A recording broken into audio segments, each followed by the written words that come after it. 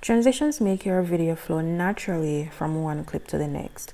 In this video using edits, I'm going to show you how to use transitions between clips. Here in this project, I have 2 clips already on the timeline. What I'm going to do is I'm going to scroll along to where I see the line in the middle which separates the 2 clips. And you need to select that. That is basically the transition icon. And once you click on it, it opens up the transition options.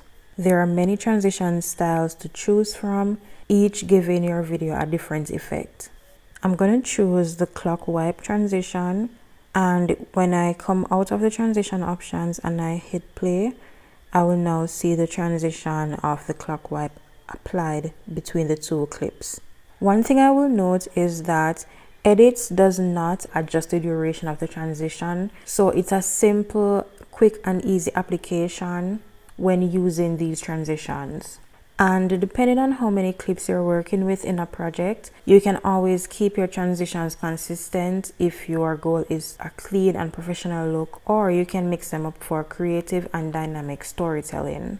It's the small details like this that turn a simple sequence into something visually seamless.